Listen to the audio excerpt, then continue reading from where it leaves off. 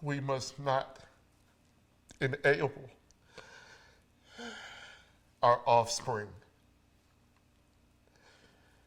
It doesn't work out well.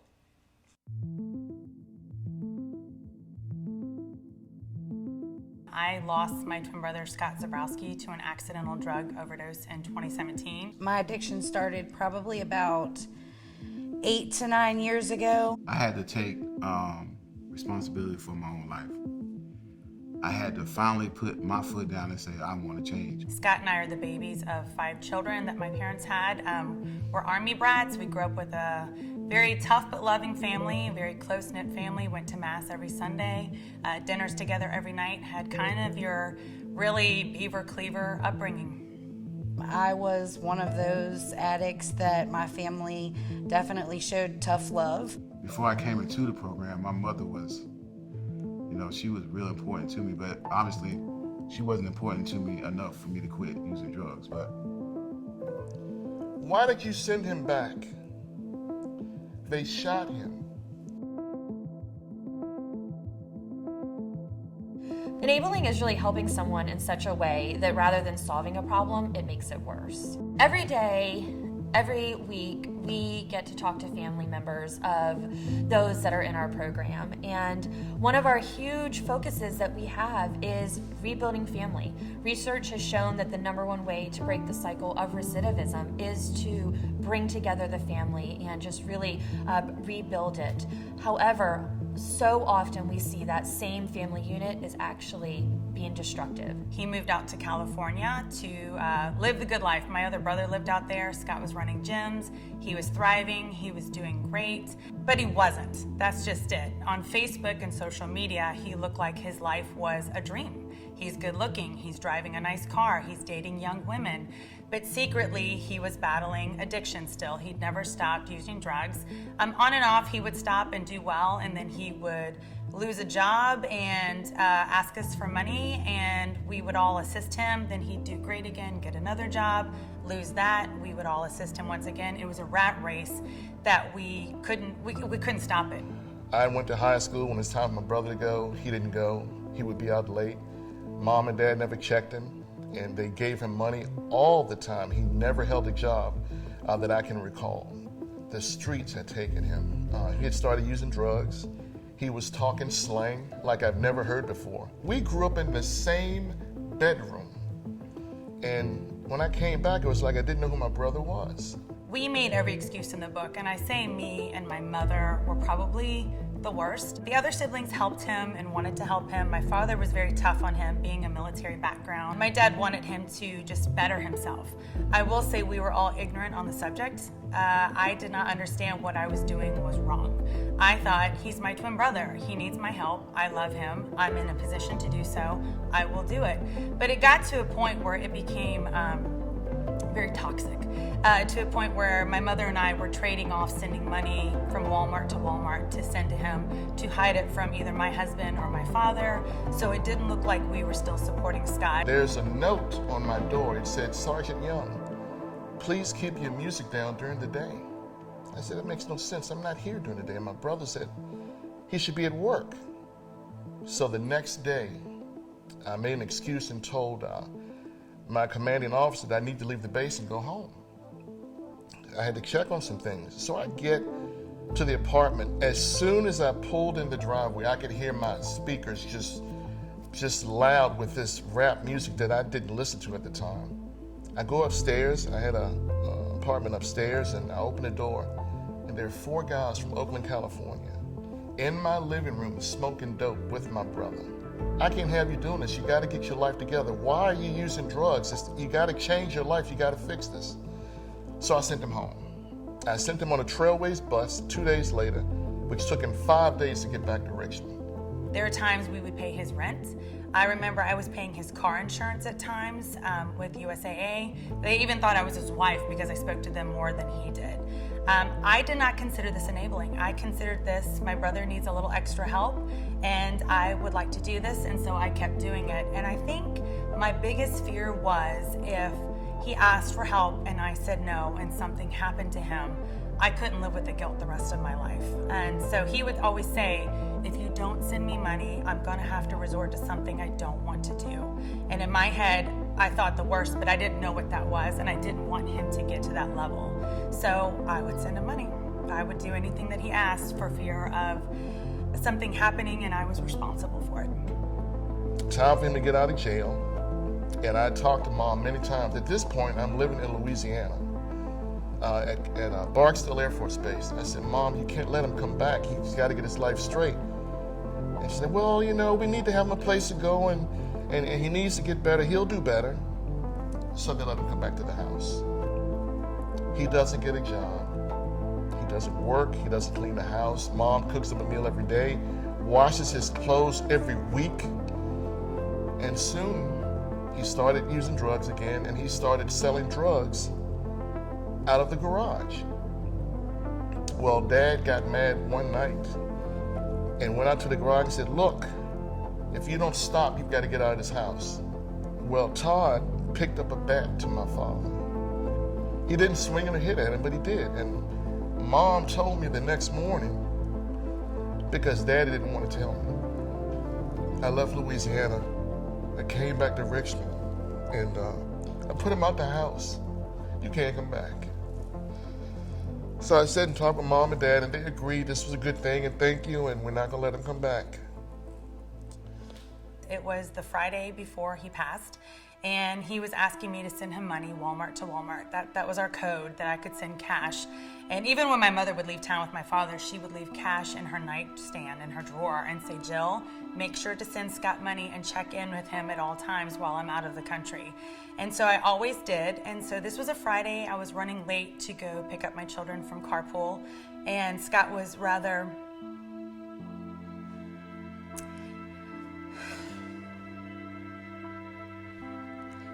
He was very persistent on needing that money. He was hungry, he was gonna be homeless, you know, whatever his excuse was. And I remember saying, Scott, I have a life, I have children, I have a husband, I have a busy life. I can't drop everything at all times for you. And I hung up on him. But after I hung up on him, I went to Walmart and I sent him the money. So we spoke the next day and things were fine. And then I can't help but believe he died that Tuesday. I can't help but believe that the last money that I sent him probably bought the drugs that took his life, because he died from fentanyl toxicity.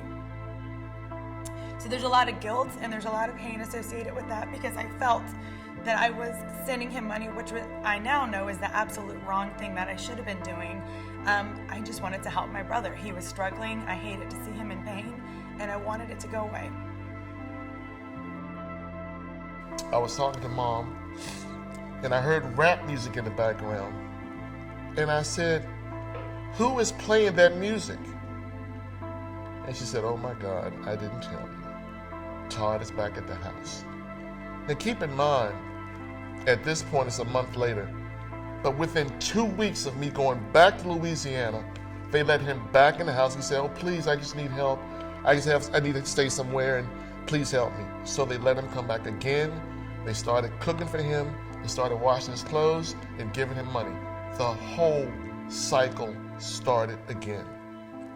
We just want to give him a chance. We just want to help him get better. And I said, but Mama, he's not getting any better, and he's making life worse for y'all. Mama died in 2015. He never worked. He never helped. I believe he contributed to their death, and they died enabling him.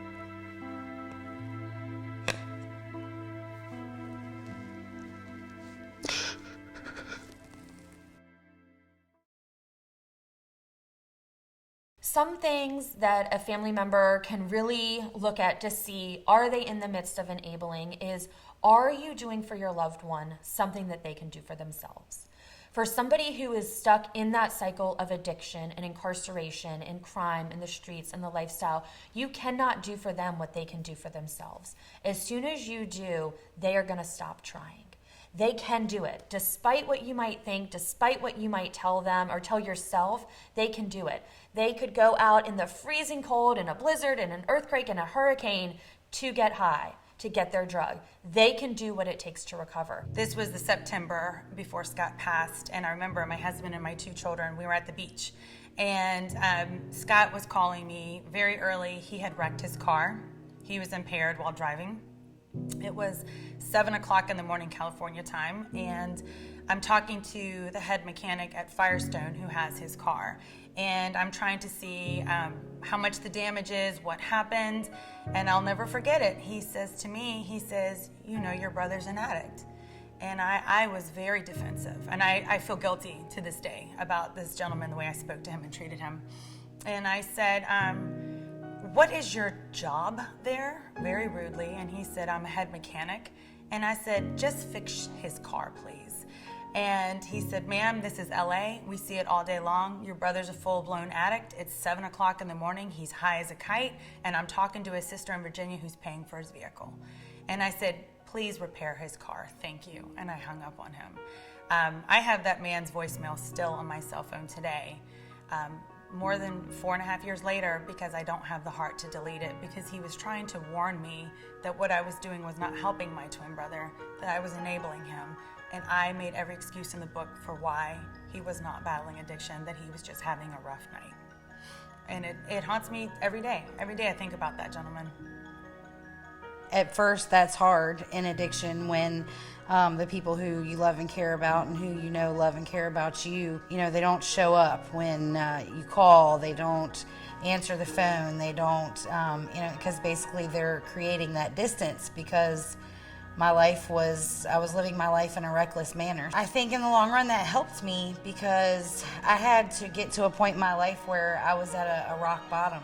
My kids wouldn't talk to me. I wasn't able to talk to them. Even the young one who, would have probably talked to me, I wasn't allowed to talk to her. My family wouldn't talk to me. So I just felt like, I had literally lost everything. And that's the point that I had to get to in order to finally make a change and realize that, that's not the life that I wanted to live. Wrong is wrong and right is right. It doesn't matter who commits the wrong, it's still wrong. You can't justify it by saying, well, that's my partner, I don't care, I'm riding with him. No, what are you talking about? Your partner's wrong. Your son's wrong. Your daughter's wrong. What they did was wrong. You can't agree with what they're going through when they tell you that, I got in trouble and I don't think that was right. Yeah, you right, sweetheart, don't worry about it. No, you was wrong. What did you do wrong? You still have to be accountable for your own actions. It all goes back to being responsible for yourself. That's how most of us are, as long as we feel like we're doing okay. I still have my kids in my life. I still have my family. I can still call them for anything. It's hard to make a change when you're in your addiction that way because we as addicts confuse ourselves by telling ourselves that we are okay when we are absolutely not okay. If you keep allowing someone to think that what they're doing is right and is wrong, then you're paving the road for them to have a whole life of mistakes. They're going to continue to commit the same mistakes over and over again because nobody's pointing the finger saying, hey man, or hey young lady, you're wrong. Do not entertain the request. Challenge them. Ask questions. And when you know they're wrong, don't glaze over it. Speak on it. Hey son, why are you doing this? You're getting high. I'm not loaning you my car because you're going to go out in the street and buy drugs. I'm not doing it. They will lie. You have to understand that their motive is to get high. And if you do things to avoid that, to enable them, sometimes you can make a difference in their lives. I would not do half the things that I did now if I had known they were wrong. Like, everything he asked for, paying his rent, paying his car insurance, paying when he wrecked his car, those were not helping him. I was making up for his mistakes. I was covering up a disease that he needed help with, and I wish I hadn't done it. But again, you feel like, I love this person. I can handle this. I can afford it. This is me helping them when you're only hurting them. Do not provide rewards when there should be a consequence. Let your loved ones suffer the consequence. That's where tough love comes in. It is absolutely not easy. Do not make excuses for your loved one's behavior. If they are doing things, if they are engaging in drug use or crime, don't make excuses for them. Don't justify what they are doing. Don't blame others for what they are doing. Take it for what it's worth and understand it. You cannot reward what needs to be a consequence. When people are telling you that something is going on, you need to listen. You need to take action, but you need to listen. And sometimes love them from afar so that they will hit that bottom and they will realize, if I do not change, things on the other side are not going to change.